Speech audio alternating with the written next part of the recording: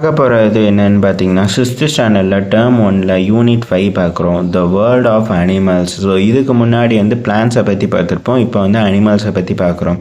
So அனிமல்ஸில் நேராக எடுத்தோடனே உங்களுக்கு அனிமல்னால் என்னன்னு தெரியும். நீங்கள் நேராக பார்க்கக்கூடிய ஒவ்வொரு உயிரினங்கள் நம்மளை தாண்டி ஹியூமன்ஸை தாண்டி இருக்கிறது அது ஃபுல்லாகவே அனிமல் தான் சொல்கிறது.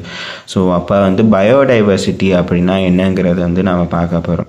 So variety and variability among living organism and their habitats. It also includes ecosystem. அதாவது லிவிங் ஆர்கானிசம், அதாவது ஒவ்வொரு வெரைட்டியாகவும் அதோட வேரியபிலிட்டியும் பற்றி இருக்கக்கூடிய விஷயங்கள் எல்லாமே பயோடைவர்சிட்டின்னு சொல்லுவோம். வித் இட்ஸ் இன்க்ளூட் எக்கோசிஸ்டங்கிறது நம்மளை சுற்றி இருக்கக்கூடிய என்விரான்மெண்ட்டையும் அந்த பயோடைவர்சிட்டிக்குள்ளே சொல்லுவோம். For example desert, mountain, sea, எங்கேயாவது இருக்கக்கூடிய ஒரு உயிரினங்கள் வாழ்கிற இடம் அப்படிங்கிற விஷயங்கள் எல்லாமே நம்ம பயோடைவர்சிட்டிக்குள்ளே வராது. ஸோ இதில் 2 வெரைட்டியாக பிரிப்பாங்க. ஒன்று பயோட்டிக் கம்யூனிட்டி, அப்புறம் ஏபயோட்டிக் கம்யூனிட்டின்னு பிரிப்பாங்க. ஸோ பயோட்டிக் கம்யூனிட்டிங்கிறது லிவிங் திங்ஸை பற்றி பார்க்குறது, ஏபயோட்டிக் கம்யூனிட்டிங்கிறது நான் லிவிங் திங்ஸை பற்றி பார்க்குறது. ஸோ இதுக்கு அடுத்து நம்ம பார்க்குறது ஹேபிடேஷன் அப்புறம் அடாப்டேஷன் சொல்லிட்டு ஒரு டாபிக் இருக்கும். ஸோ அதை பார்க்குறது. ஸோ இதுதான் உங்களுக்கு லிவிங் எப்படி நடக்குது, அனிமல்ஸ் எப்படி நம்ம கூட வசிக்குதுங்கிறத பற்றி சொல்கிறது தான் இந்த பயோடைவர்சிட்டி கான்செப்ட். ஸோ இதில் ஒவ்வொரு உயிரினம் எப்படி உருவாகுதுன்னு பார்க்குறதுக்கு யூனிசெல்லுலார் அப்புறம் மல்டி செல்லுலார்னு 2 இருக்கிறது. ஸோ யூனிசெல்லுலார் அண்ட் மல்டி செல்லுலாங்கிறப்ப யூனிசெல்லுன்னு மீன்ஸ் சிங்கிள் செல்லாக சொல்லுவோம். மல்டி செல்லுங்கிறது நிறையா செல்லால் ஒரு ஆர்கானிசம் மேடாக இருக்குன்னா அதெல்லாம் மல்டி செல்லுன்னு சொல்லுவோம். So single cell like amoeba இந்த மாதிரி விஷயங்கள் ஃபுல்லாக யூனிசெல்லில் வரும். அதே full growth of organism made up of many cells are called multi cellular organism. Multi cellular ஆர்கானிசம்னா முயல், எலி, நம்ம எல்லா விஷயமுமே மல்டி செல்லுலார் ஆர்கானிசம் வரும். ஒரே ஒரு செல்லு மட்டும் உயிரினமாக இருக்குன்னா அதுதான் யூனிசெல்லுலார் ஆர்கானிசமாக வராது. ஸோ இப்போ டாபிக் யூனிசெல்லுலார் பார்க்காது. ஸோ யூனிசெல்லுலாரை நம்மளால் நேக்கட் ஐயில் பார்க்க முடியாது. மைக்ரோஸ்கோப்பு இந்த மாதிரி விஷயங்களை வச்சு தான் பார்க்க முடியும். அப்புறம் ப்ரிமிட்டிவ் ஆஃப் ஆல் அனிமல்ஸுங்கிறது எல்லா அனிமலுக்கும் இது முன்னோடியாக இருக்கக்கூடியது யூனிசெல்லுலாங்கிறது. அப்புறம் special structure present inside the body, அதை என்ன சொல்கிறோன்னா ஆர்கனலஸ் அப்படின்னு சொல்கிறோம். ஏன்னா அதுக்கு எந்த ஒரு ஆர்கனுமே இருக்காது, ஒரே ஒரு செல்லில் ஆர்கன் இருக்காது, அதுக்குரிய சின்ன சின்ன விஷயங்களை வச்சு அது உயிர் வர்றது. ஸோ அது ஆர்கனலஸ் அப்படின்னு சொல்கிறாங்க. ஸோ யூனிசெல்லாரோட எக்ஸாம்பிள் தான் அமீபா. ஸோ அமீபாவில் என்ன இருக்கும்னா digestive, locomotion, respiration, reproduction within the same cell. அதே செல்லுக்குள்ளேயே ரீப்ரொடக்ஷன் பண்ணிக்கும். அதுலேயே டைஜஷன் இருக்கிறதுக்கு ஒரு சின்ன ஓட்டை மாதிரி இருக்கும். அப்புறம் லோக்கமோஷனுக்கு ஒரு ஃபால்ஸாக கைகள் மாதிரி இருக்கும். அப்புறம் ரெஸ்பிரேஷன் பண்ணதுக்கும் ஒரு சின்ன ஹோல் மாதிரி இருக்குது. ஸோ இதுதான் அமீபாவோட நிலைமையில் இருக்கக்கூடிய ஒரு யூனிசெல்லுலார் ஸ்ட்ரக்சரில் இருக்கிறது. அது நீ புக்ஸில் பார்த்தீங்கன்னா அதோட இமேஜ் தெரியாது, இதில் ட்ரா பண்ணலை. ஸோ அமீபாக்குள்ளே என்னென்ன இருக்குங்கிறது இருக்குன்னா ஃபுட் வேக்சியூல்னு இருக்கும். அது ஃபுட்டு எடுத்துக்கிறது, டைஜஸ்ட் பண்ணுறதுக்குன்னு சொல்லிட்டு ஒரு சின்ன துகள் மாதிரி ஓட்டை மாதிரி இருக்கும். அப்புறம் கான்ட்ராக்டியல் வேக்சியூல்னுங்கிறது எக்ஸ்க்ரீஷன் பண்ணுறதுக்கு, அதாவது சாப்பிட்டது ஜீரணமாகி வெளியேற்றதுக்கு இருக்கும். அதுக்கப்புறம் ரெஸ்பிரேஷன் எப்படி பண்ணணும்னா பாடியில் இருக்கக்கூடிய சர்ஃபேஸ் மூலமாக ரெஸ்பிரேஷன் பண்ணுறது. அதுக்கடுத்து ஃபிங்கர் லைக் ப்ரொஜெக்ஷனுங்கிறது சூடோஃபோடியானுவோம். அது ஃபால்ஸ் ஃபுட்னு சொல்லுவாங்க. ஸோ அமீபா எப்படி இருக்குன்னு பார்த்தீங்கன்னா இதை மாதிரி தான் இருக்காது. ஸோ எந்த ஷேப்பில் வேணாலும் இருக்கலாம் அமீபா. ஸோ உள்ளே ஒரு நியூக்ளியஸ் இருக்குது. ஸோ இந்த இடத்துல இந்த மாதிரி சின்ன சின்ன ஹோல்ஸ் மாதிரி இருக்கும். ஸோ இதுதான் அந்த வேஸ்குலார்னு சொல்லி இருக்கும். ஸோ சர்ஃபேஸை அப்படியே ரெஸ்பிரேஷனுக்கு யூஸ் பண்ணுறது. அப்புறம் ஃபிங்கர் லைக் ப்ரொஜெக்ஷனுங்கிறது ஃபால்ஸ் ஃபுட்னு சொல்லுவாங்க. இதுதான் அவங்க ஃபிங்கர் லைக் ப்ரொஜெக்ஷன் சொல்கிறாங்க. ஸோ இது யூனிசெல்லாருக்கு ஒரு எக்ஸாம்பிள். ஸோ அதே மாதிரி அடுத்த எக்ஸாம்பிள் பேராமைசின். இதுவும் ஒரு யூனிசெல்லார். இது வாட்டரில் வசிக்கும். ஆனால் இது இந்த மாதிரி லோக்கமோஷனுக்கு கைகள் இருக்காது. ஸோ அதுக்கு பதிலாக எப்படி இருக்குன்னா சிலியா அப்படின்னு சொல்லுவாங்க சொல்லாது. ஸோ சிலியாங்கிறது இந்த மாதிரி போகக்கூடிய ஒரு சர்ஃபேஸில் கால்கள் சின்னதாக இருக்காது. நம்ம அந்த புழுகள்லாம் பார்த்தோம்னா அதில் சின்ன சின்ன காலில் வச்சு ஊறும் தெரியுமா? ஸோ அதை மாதிரி இருக்கிறது தான் இந்த யூனிசெல்லா. ஸோ இதை வச்சு தான் அது வந்து மூவ் பண்ணிக்கும், லோக்கோமோஷன் பண்ணுறது.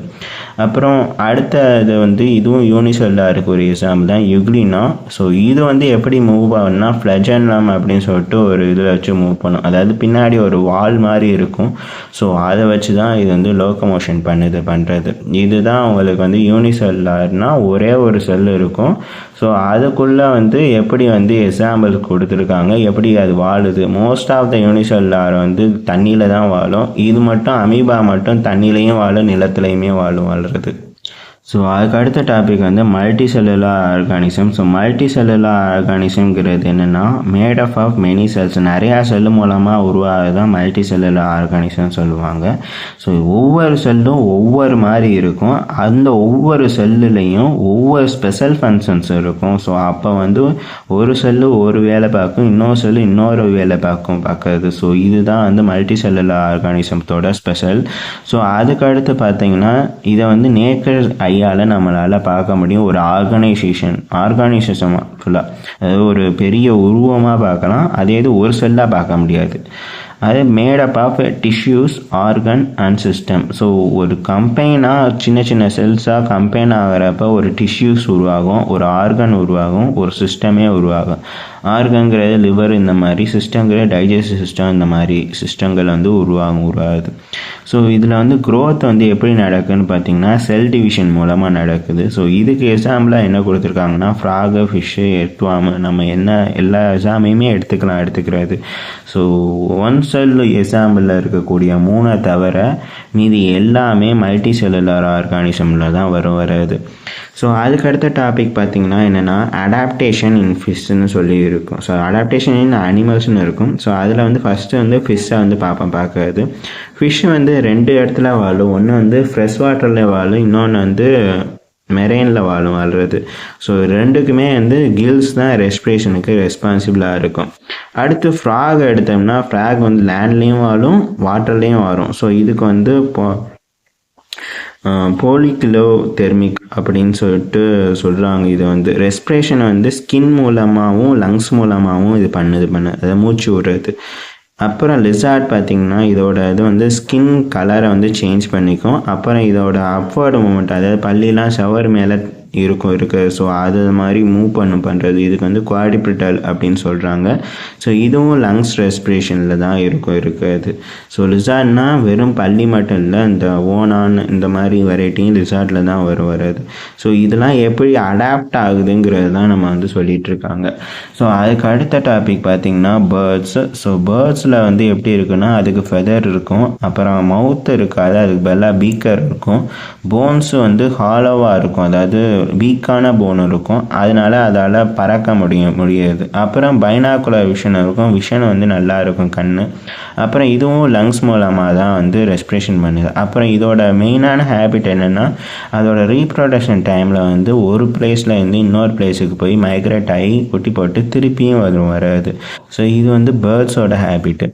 அடுத்து பார்த்திங்கன்னா கேமல். ஸோ கேமலுங்கிறது வந்து ஹாட் பிளேஸில் தான் இருக்கும். அது வந்து வாட்டர் வந்து ஒரு தடவை குடித்தாலும் நிறையா குடிக்கும். ஆனால் அந்த வாட்டரை வந்து பாடியில் வந்து ஸ்டோர் பண்ணி வச்சுக்கும். அப்புறம் அதில் வந்து ஹம்ப் மாதிரி இருக்கும் கேமலில். ஸோ அது பேர் என்னென்னா ஃபேட்டுன்னு சொல்கிறது.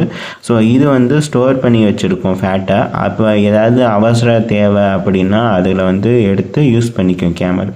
ஸோ கேமலை வந்து இன்னொன்று வேர்டில் வந்து மென்ஷன் பண்ணுறாங்க 6th புக்கில், சிப் ஆஃப் த டெசர்ட்னு சொல்லிட்டு மென்ஷன் பண்ணுறது.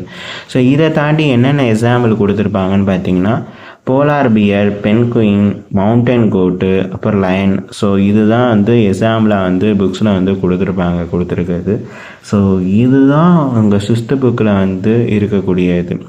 ஸோ இந்த வீடியோ உங்களுக்கு பிடிச்சிருந்துச்சுன்னா மறக்காமல் லைக், கமெண்ட் அண்ட் சப்ஸ்கிரைப் பண்ணிடுங்க.